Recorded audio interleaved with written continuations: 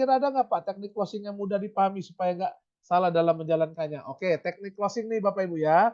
Teknik closing. Ya, nih teman-teman kita belajar bareng.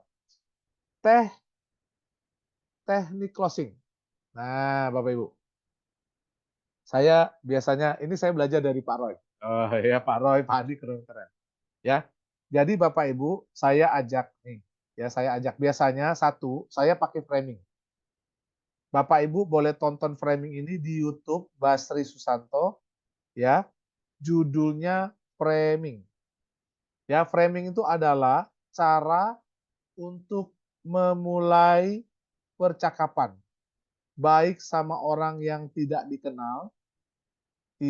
dikenal maupun kenal.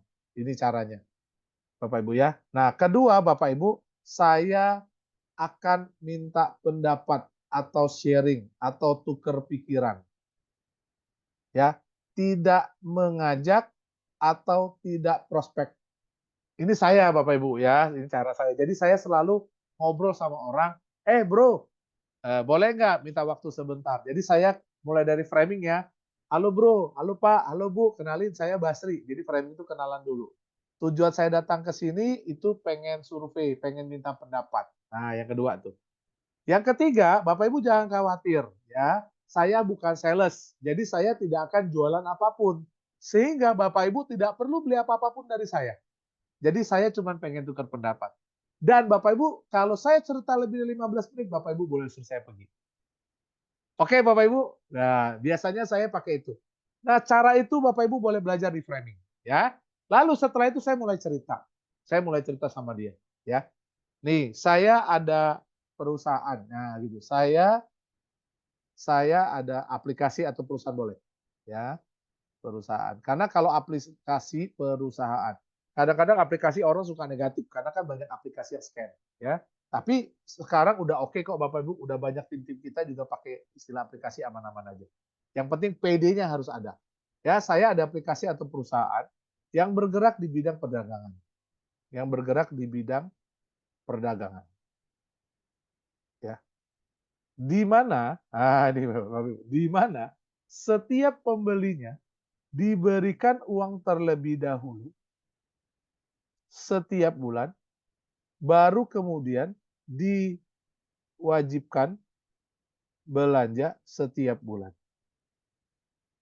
Bahkan diberikan 88.572 pembeli setia. Ya, diberikan 88.572 pembeli setia, ya, itu, dan diberikan bagi hasil sebesar ya Rp250 per transaksi.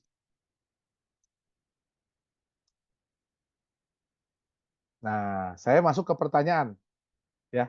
Menurut Anda nih ya, 88.572 dikali Rp250 itu sama dengan berapa? Jadi saya minta dia keluarkan kalkulator, bantu saya hitung. Sekalipun saya udah tahu. Coba kamu bantu. Setiap kali 88.572 pembeli setia ini, ya, dia belanja apapun, saya dikasih Rp250. Nah, coba dong kamu bantu hitung. Misalnya nih sekali belanja dikasih Rp250. Ya, ya. Menurut Anda, ya ini teman-teman ya. Ini RP dulu nih, saya kasih RP. RP.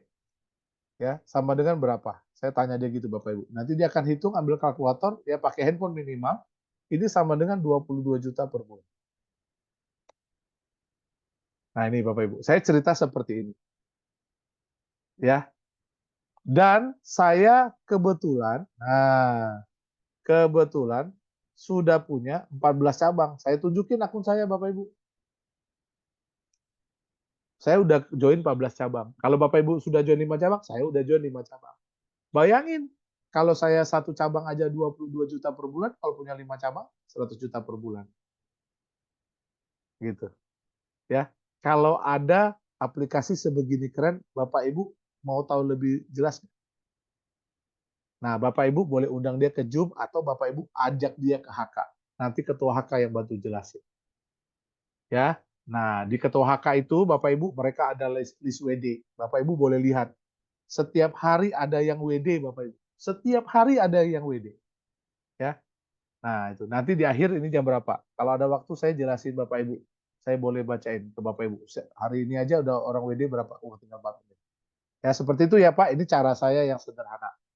Ya, tukar pikiran aja, Pak, Bu. Jangan diajak prospek. Nanti dia kabur, ya. Oke. Apakah bisa yes kalau yang diajak tidak sama dengan yang... Apakah bisa yes? Ya, Pak Suhendra. Apakah